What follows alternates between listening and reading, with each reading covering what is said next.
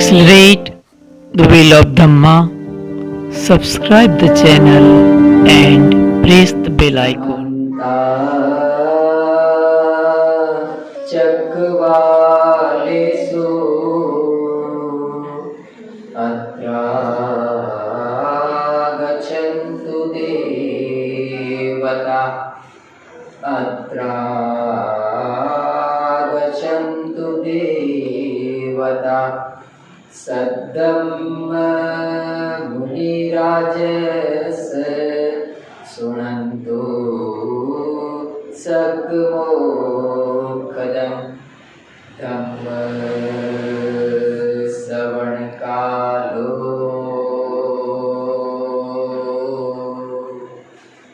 अयं भदन्ता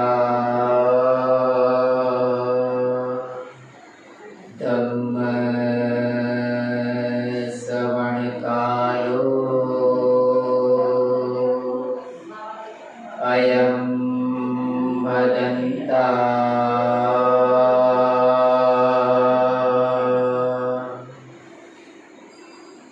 परित श्रवणकालो श्रवणकालो श्रवणकालो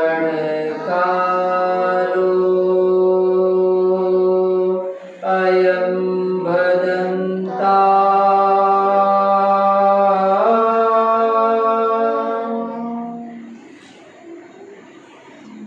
नमो तस्स भगवतो अरहतो सम्मा सम्बुद्धस्स नमो तस्स भगवतो अरहतो सम्मा सम्बुद्धस्स नमो तस्स भगवतो अरहतो सम्मा सम्बुद्धस्स।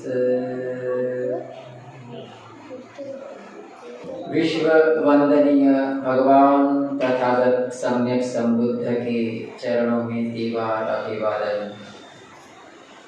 हमारे सबके आदर्श महिलाओं एवं दलितों के उद्धारक बोधिसत्व भारत रत्न डॉक्टर बाबा साहब भीमराव आम्बेडकर, जिनकी धम्म क्रांति को हमारा जीवन समर्पित है, और यहाँ उपस्थित सभी श्रद्धावान उपासक उपासिकाएं और छोटे छोटे बच्चे। बाबा साहब रचित ग्रंथ भगवान बुद्ध और उनका धम्म। धम्म इस ग्रंथ की अगली कड़ी में हम आगे बढ़ते हैं। धम्म चक्र प्रवर्तन।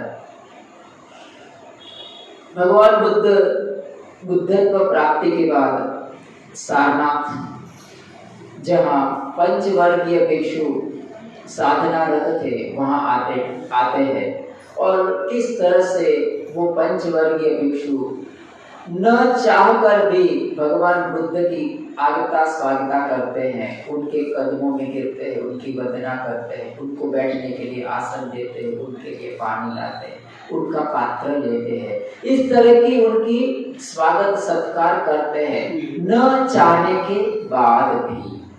तो उसके बाद क्या होता है? भगवान बुद्ध उनको प्रथम धम्म का उपदेश देते हैं, जिनको कहा गया धम्म चक्र प्रवर्तन, और हिंदी भाषा में उसे धर्म चक्र प्रवर्तन कह सकते हैं।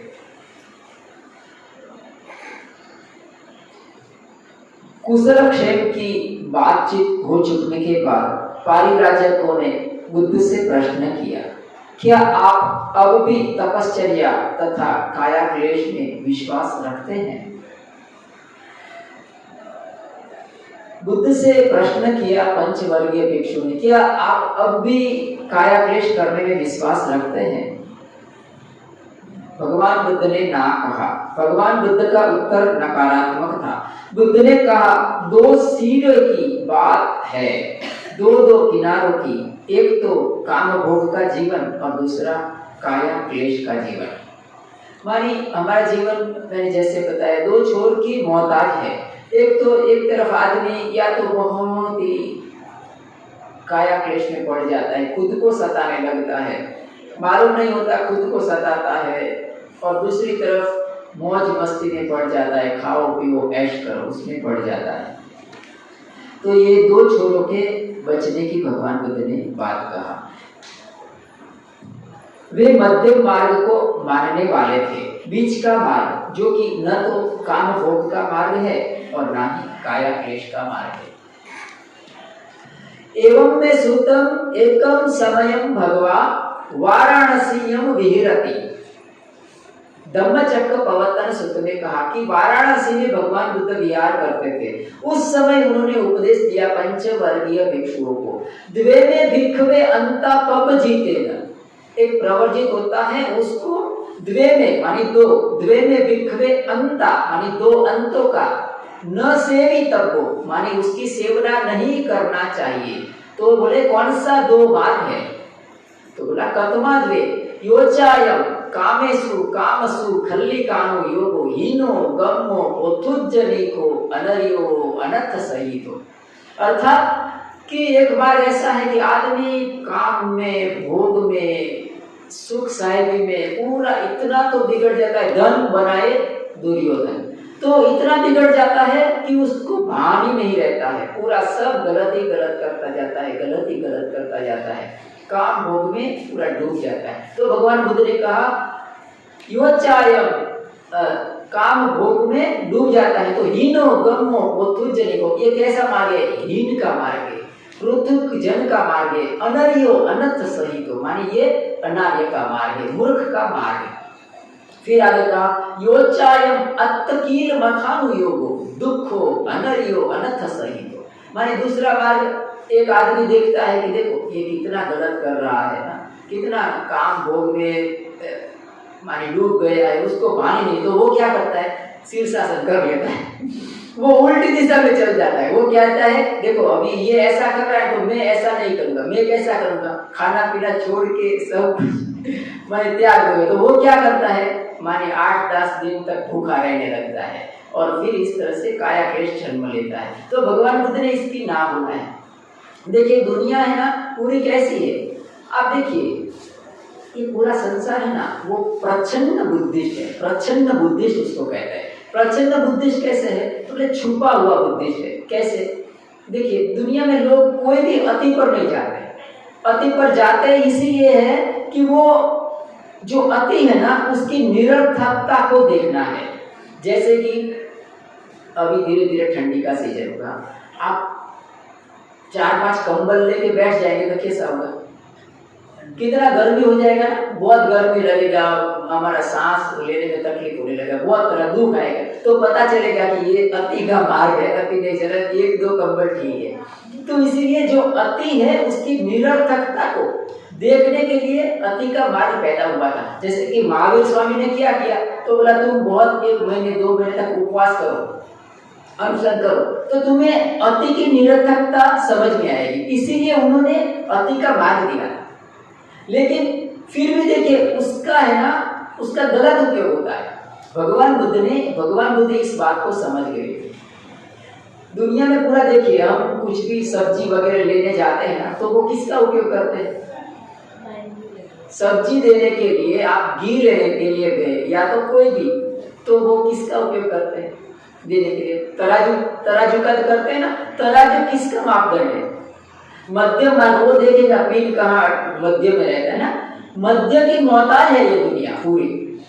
मध्य में ही रहना है हर किसी को, मध्य में नहीं रहता है तो दुख आता है।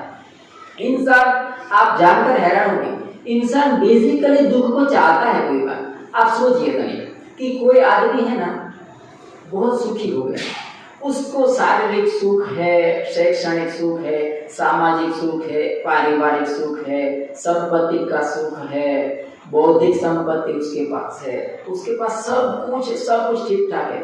वो क्या करेगा मालूम है? वो ऊब जाएगा, उसको अच्छा नहीं लगेगा, वो दुख को चाहेगा। दुख है ना, उसको लगेगा कि थोड़ा सा दुख होता है तो अच्छा है, तो वो क्या करेगा मालूम है? वो दुख को पैदा करेगा। दुख को इरादे से पैदा करेगा, थोड़ा सा दुख पैदा, फिर दुख है ना, एक्चुअली थोड़ा सा दुख है ना, वो ब्यूटी स्पॉट जैसा है। ब्यूटी स्पॉट अर्थात किसी गोरे व्यक्ति के गाल पर कैसा काला तिल होता है ना, तो उसको कहते हैं ब्यूटी स्पॉट। हमारे जीवन में थोड़ा सा दुख होता है ना, तो उसमें से एक रंजकता पैदा होती है, एक रंजकता पैदा होती है। तो आदमी को लगता है थोड़ा सा दुख है ना, तो उसको सुख का एहसास होता है। आदमी कैसे भी करके वो मध्य में जीना चाहता है। भगवान बुद्ध का यही संदेश था कि द्वेमे भिक्खवे अंता पब जीतेगा, दो छोरों की तुम सेवना मत करो, मध्य में जियो। मध्य में जीने की बात भगवान बुद्ध ने इसीलिए किया क्योंकि तुम्हें मध्य में ही जीना पड़ेगा, और मध्य में जीकर ही हम है वो अनंतत्व को या तो जीवन मुक्तता को उपलब्ध हो सकते हैं। बुद्ध ने परिव्राजकों से प्रश्न किया, मेरे इस प्रश्न का उत्तर दो कि जब तक किसी के मन में पार्थिव था स्वर्गीय भोगों की कामना बनी रहेगी, तब तक क्या उसका समस्त काया क्लेश व्यर्थ नहीं होगा? उनका उत्तर था, जैसा आप कहते हैं वैसा ही है। लोग क्या काया क्लेश क्यों करते हैं?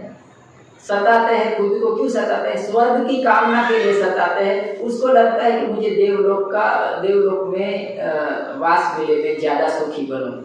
तो ये निरर्थक है, बुद्ध का ये कहना है।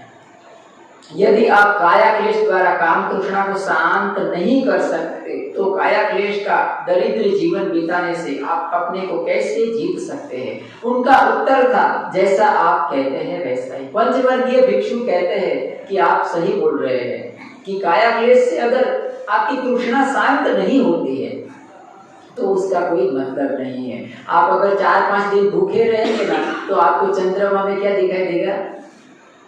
रोटी दिखाई देगा ना, मस्त बाजरे की रोटी दिखाई देगा, कभी गेहूं की रोटी दिखाई देगा। तो काया क्लेश जो करते हैं उससे तृष्णा की मुक्ति नहीं होता है। आप अगर किसी को टीवी देखने की बहुत आदत है, वो टीवी देखना सडनली बंद कर देगा ना, तो उसको चारों तरफ टीवी का दिखाई देगा, है ना। जो चीज मध्य में रहकर हासिल हो सकता है वो अति पर जाकर नहीं हासिल हो सकता है। इस तरह भगवान बुद्ध का कहना था। इन दोनों अंतों से, इन दोनों सिरों की बातों के बीच में एक मध्य मार्ग है, बीच का रास्ता है। यह समझ लो कि मैं उसी मध्य मार्ग का उपदेष्टा। भगवान बुद्ध ने इसी मध्य मार्ग की बात कहा था। मेरे अपने जीवन में एक बार ऐसा हुआ था कि एक आदमी ने मुझे प्रश्न किया था, बाहर रेलवे स्टेशन सारनाथ में जब था, तो मुझे प्रश्न किया था उसने कि वो शायद आपके लिए भी शायद कोई जीवन में ऐसा प्रश्न पूछे तो आपके काम में आएगा। उसने मुझे ये प्रश्न किया कि बुद्ध ने मध्य मार्ग की बात कहा है, और हम तो रोड में चलते हैं, रोड पर हम चलते हैं ना, रोड पर चलते हैं, तो रोड में मध्य में चलते हैं क्या? एक साइड में चलते हैं ना। तो उसका कहना था कि हम रोड में चलते हैं ना, तो हम तो साइड में चलते हैं, बोले मध्य में नहीं चलते। अगर हम मध्य में चलेंगे तो अकस्मात हो जाएगा। तो बोला भगवान बुद्ध तो गलत है, बोला मध्य मार्ग में कैसे चल सकते हैं, मध्य में चलेंगे तो अकस्मात हो जाएगा। उसका लॉजिक बहुत अच्छा था, बोला मध्य में चलेंगे तो अकस्मात हो जाएगा। मैंने उसको कहा कि भगवान बुद्ध ने डामर के रोड की बात नहीं कहा है, उन्होंने रोड की बात नहीं कहा है जिस पर से ऑटो रिक्शा गुजरती हो, जिस पर से बाइक गुजरता हो, जिस पर से ट्रक गुजरता हो, बसें गुजरती हो, ऐसा कोई रोड की बात नहीं कहा है। उन्होंने कहा मज्जिमा पटिपदा, दुख निरोध गामिनी पटिपदा। पटिपदा का अर्थ होता है पगडंडी। पगडंडी अर्थात छोटी सी केड़ी है, उस पर चलना है। रोड की बात नहीं है डामर रोड की, जिसके ऊपर व्हीकल, डामर रोड किसके लिए बनाया है? व्हीकल के लिए बनाया है, वो पैदल चलने के लिए नहीं बनाया है। अगर मैंने उनको पूछा कि तुम कोई जंगल में से गुजर रहे हो और जंगल में छोटा सा पगडंडी है, तो तुम कहाँ चलोगे? पगडंडी पर मध्य में चलोगे। तुम अगर साइड में चलने की कोशिश करोगे ना, तो साइड में कांटे कंकड़ होंगे, कोई जीव जंतु होंगे, कोई बिच्छू होगा, कोई सांप होगा, तुम्हें डस लेगा। तो जब छोटी सी पगडंडी की बात आती है तो तुम्हें मध्य में चलना है, तुम साइड में नहीं चल सकते। भगवान बुद्ध का मार्ग यही कहता है, मज्जिमा पटिपदा, पगडंडी है वो। कोई डामर रोड नहीं है। तो इस तरह से भगवान बुद्ध ने मध्यम मार्ग की बात कहा है, मध्यम रोड की बात नहीं कहा है। बुद्ध ने पहली बात यह बताई कि उनके सद्धर्म को आत्मा परमात्मा से कुछ भी लेना देना नहीं है। उनके धर्म को मरने के बाद आत्मा का क्या होता है इससे कुछ सरोकार नहीं है। उनके सद्धर्म को कर्म कांड या क्रियाकलापों से भी कुछ भी लेना देना नहीं है। भगवान बुद्ध की बात थी ना, वो बहुत सीधी साट थी। क्या थी कि तुम्हारे में क्या है क्या नहीं, तुम कैसे हो कैसे नहीं। हाँ, उनका एक ही कहना था कि तुम्हारी दुख की मुक्ति कैसे हो सकती है। जन्म मृत्यु जरा व्याधि से आदमी दुख मुक्ति से कैसे पा सकता है, जीवन मुक्त कैसे, उसी का ये मार्ग है। आनापानसति विपश्यना, भगवान बुद्ध ने बहुत सारी साधना विधि बताया, उसके आधार पर आदमी स्वयं का और अपनों का कल्याण साध सकता है। ये भगवान बुद्ध का कहना है। उनकी दूसरी स्थापना है कि आदमी दुखी है, कष्ट में है और दरिद्रता का जीवन व्यतीत कर रहा है। संसार दुख से भरा पड़ा है और धर्म का उद्देश्य इस दुख का नाश करना ही है। इसके अतिरिक्त सद्धर्म और कुछ भी नहीं हो सकता है। दुख के अस्तित्व की स्वीकृति और दुख के नाश करने का उपाय यही धर्म की आधारशिला है। किसी को अगर तीर लग गया है, किसी को तीर चुभ गया है और वो कोई आदमी उसे बचाने के लिए आता है, कोई कहता है लाओ मैं तीर तुम्हारा निकाल देता हूँ, और वो आदमी कहता है पहले तीर मत निकालो, मुझे ये बताओ ये किसने तीर मारा है, मुझे पहले ये बताओ कि ये तीर कौन से किससे बना है, ये तीर का लोहा का बना है कि लकड़ी का बना है, ये जहरीला है कि नहीं है, पहले ये बताओ, फिर बाद में तुम तीर निकालो। ये कोई बात है? ये कोई बात नहीं। पहले तीर निकालो, पहले दुख जो है उसको दूर करो, उसके बाद तुम सब कुछ जो करना है वो कर सकते हो। आत्मा है कि नहीं है, परमात्मा है कि नहीं है, ये दुनिया कैसे बनी है, कहाँ से उत्पन्न, इसका कोई मीनिंग नहीं है, उसका कोई अर्थ नहीं है। भगवान बुद्ध ने उसको बिल्कुल नकार दिया था। तब बुद्ध ने उन्हें समझाया कि उनके धर्म के अनुसार यदि हर आदमी पवित्रता के पथ पर चले, धर्म के पथ पर चले, शील मार्ग के पथ पर चले, तो इस दुख का एकांतिक निरोध हो सकता है। और उन्होंने कहा कि उन्होंने ऐसे धर्म का आविष्कार कर लिया है। भगवान बुद्ध का धम्म है वो शील, समाधि और प्रज्ञा के ऊपर आधारित है। शील मानी हमारा जो सदाचार जीवन है, सदाचार का जीवन है। हम जो पंचशील का पालन करते हैं, हिंसा नहीं करना, चोरी नहीं करना, झूठ नहीं बोलना, व्यभिचार नहीं करना और नशा पता नहीं करना, ये शील सदाचार का जीवन है। समाधि का मानी हम कोई भी काम करें, चाहे पढ़ना लिखने का काम करें, कोई भी काम करें, हम पैसा कमाई करें, तो उसमें एकाग्रता हो, हम शांति से करें, जो भी काम करें उसमें 100% एकाग्र रहकर करें, तो ये समाधि का अभ्यास है। बराबर। दूसरी तरफ है प्रज्ञा। प्रज्ञा मानी ये दुनिया में हर चीज है वो अनित्य है ना, कुछ भी चीज है वो परमानेंट नहीं है, हर एक चीज बदलती है, बदलती है, बदलती है, अंत में खत्म हो जाती है। शील, समाधि और प्रज्ञा का भगवान बुद्ध के शासन में एक स्वर्ण नाम का राजा हो गया। स्वर्ण नाम का एक राजकुमार था, बहुत धनवान था और इतना धनवान था कि उसके पास बहुत जाहो जलाले में, बहुत लाड प्यार में उसे उछेरा गया था। तो बहुत सारा लालन पालन के कारण वो बहुत सुकुमार बन गया था। सुकुमार मानी बहुत कोमल था। तो ऐसा कहते थे कि उसके पैर में भी बाल थे, इतना उसके पैर थे, वो सुकुमार था कि उसके पैर में भी बाल आ जाते थे।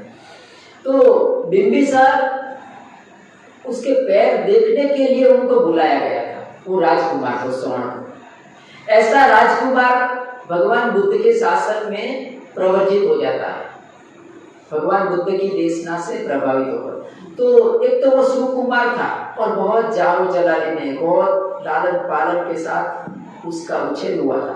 तो जैसे मैं बोला ना, एक तरफ तो काम भोग में वो डूबा हुआ था, काम भोग सब में डूबा हुआ था, और दूसरी तरफ भगवान बुद्ध से प्रवचित हो गया तो उसने शीर्षासन कर लिया, पूरा काया क्लेश करने लगा, एकदम खुले पैर चलने लगा, इधर सब जगह पथरीली जमीन पर कांटे कंकड़ में घूमने लगा, तो उसके पैर में छाले पड़ गए, लूलुआन पैर हो गया और दुख के मारे कराता है वो।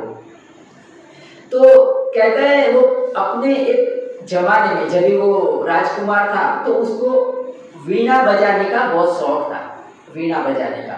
तो भगवान बुद्ध उनको उपदेश देते हैं कि ये स्वर्ण कुशलोत्तम पुब्बे अगार्य भूतो, कुशलोत्तम पुब्बे अगार्य भूतो वीणाय तंते सरेते, तुम वीणा के तंतुओं बजाने में बहुत कुशल था, तो तब की मय्यति स्वर्ण, तू क्या मानता है, तू क्या मानता है, यदि वीणाय तंत्यो अच्छायता होती अपीनुते तम वीणा सर्वति वा होती कमयुता वाती। वो कहते हैं बुद्ध कि अगर वीणा के तंतु है, जो तार है, वो अति टाइट कर दिया, अति उसको तान दिया, तो क्या वीणा में से सुर उठेंगे?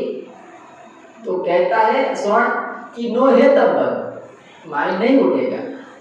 तब की मय्यति स्वर्ण, यदि वीणाय तंत्यो अति शिथिला होती अपीनुते वीणाय तंति सरो अच्छा सर्वति वा होती कमयुता वाती, अर्थात वो वीणा कोई काम की रहेगी या उसमें से सुर निकलेंगे?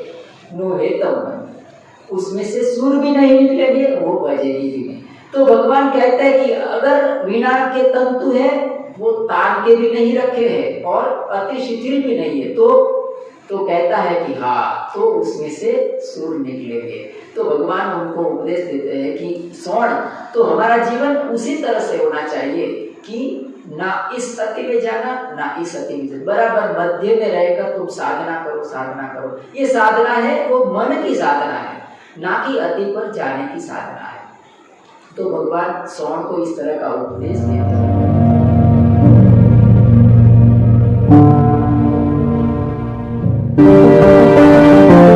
To accelerate the wheel of Dhamma, subscribe the channel and press the bell icon.